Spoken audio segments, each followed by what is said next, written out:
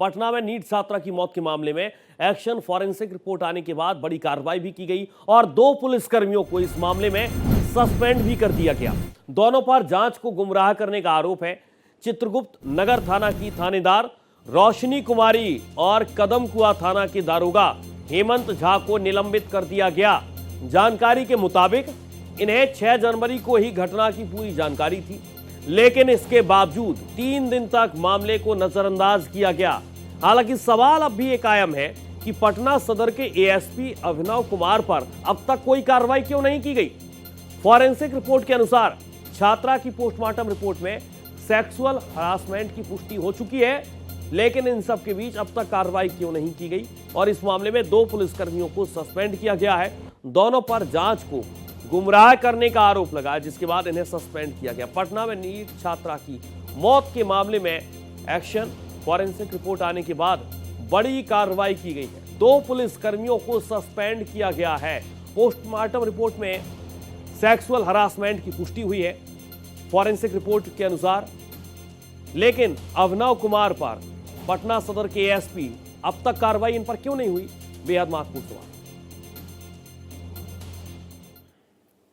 छात्रा की हत्या के बाद जिस तरह से फॉरेंसिक रिपोर्ट आया है, पुलिस दबिश बढ़ी है और एसआईटी की टीम प्रॉपर तरीके से छानबीन कर रही है। ये पटना के शंभू गर्ल्स हॉस्टल है और यहाँ पे काफ़ी संख्या में पुलिस फोर्स को तैनात करके 45 कमरों में रहने वाली लड़कियों को बाहर निकाला जा रहा है और पुलिस की अच्छी खासी टीम ये प्रॉपर तरीके से इस कार्य में जुटी हुई है। आप तस्वीरों में साफ तौर पे देख सकते हैं, प्रॉपर तरीके से सुरक्षित किया जा रहा है इन लड़कियों को और एक एक लड़की को इस हॉस्टल के कमरे से बाहर निकाला जा रहा है। ये तस्वीरें साफ तौर पे देखी जा सकती है। ये वो तमाम लड़कियां हैं जो मृतक के साथ रहती थी। अब देखिए, ये तमाम लड़कियां बाहर निकल रही है अपने साजो सामान के साथ। प्रॉपर तरीके से कमरे को खाली कराएंगे। अपनी मर्जी से हम लोग यहाँ खाली किए हैं। डर लग रहा था? नहीं, ऐसा कोई अपनी मर्जी से यहाँ खाली किए हैं। ऐसा कोई यहाँ दबाव नहीं है, अपनी मर्जी से खाली किए हैं। तो यहाँ नहीं रहना, रहने में बाहर रहेंगे हम जी। ये तस्वीरें देखिए, ये छोटी छोटी बच्चियां यहाँ रहती थी और प्रॉपर तरीके से पढ़ाई करती थी, लेकिन जिस तरह से ये पूरा विवाद सामने आया उसके बाद ये तमाम जो पुलिस अधिकारी हैं वो प्रॉपर तरीके से इस हॉस्टल को सुरक्षित करने का प्रयास कर रहे हैं, क्योंकि एसआईटी की टीम जो है वो प्रॉपर तरीके से जांच करे, ये सुनिश्चित करने के लिए एक विशेष टीम यहाँ अंदर दाखिल है और 45 कमरों में ये तमाम लड़कियां रहती थी। इन तमाम लड़कियों को अब पुलिस बाहर कर रही है, क्योंकि जांच में किसी भी तरह का कोई व्यवधान न हो। बेटा, अपने स्वेच्छा से खाली कर रही हो या पुलिस? हाँ, हम अपने स्वेच्छा से खाली कर रहे हैं। डर लग रहा था ये हालात के बाद? नहीं। आप देखिए, ये तमाम जो पुलिसकर्मी हैं, जो अधिकारी हैं, वो प्रॉपर तरीके से छानबीन कर रहे हैं और ये सुनिश्चित कर रहे हैं कि कहीं से कोई गड़बड़ी न हो, जाँच में किसी तरह का व्यवधान न हो। ये सुनिश्चित करने के लिए तमाम अधिकारी जो हैं वो प्रॉपर तरीके से यहाँ मॉनिटर कर रहे हैं।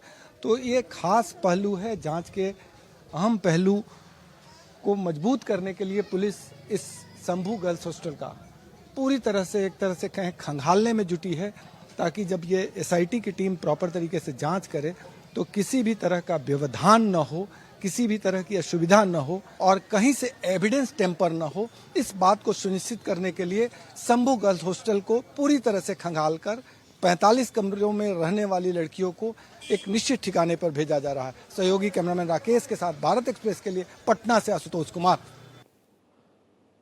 तो कई सवाल हैं। नीट छात्रा की मौत के मामले में 2 पुलिसकर्मियों को सस्पेंड किया जा चुका है, लेकिन इन सब के बीच जानने समझने की कोशिश करेंगे। अपने संवाददाता आशुतोष का रुख करेंगे। आशुतोष, क्या जानकारी है? मामला अब कहां पर आगे जाता हुआ आप देख पा रहे हैं? क्योंकि 2 पुलिसकर्मियों पर गाज गिरी है, उन्हें सस्पेंड किया गया और इसके बाद और क्या पुलिस अधिकारियों पर भी गाज गिर सकती है, ऐसे संकेत मिल रहे हैं?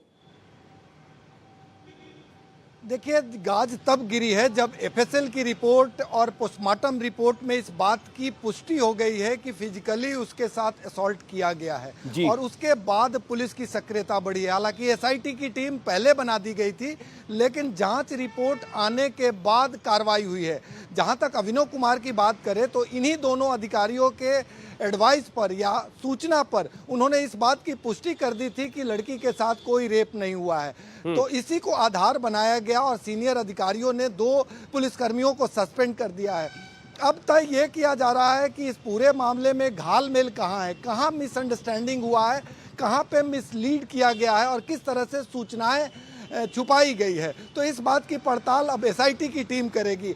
आज आपने देखा कि 45 कमरों से लड़कियों को बाहर इसलिए किया गया है क्योंकि अब ये गर्ल्स हॉस्टल एसआईटी के अधीन होगा और एसआईटी की टीम प्रॉपर तरीके से एक एक एविडेंस खंगालेगी, क्योंकि एफएसएल और पोस्टमार्टम रिपोर्ट में इस बात की पुष्टि हो गई है।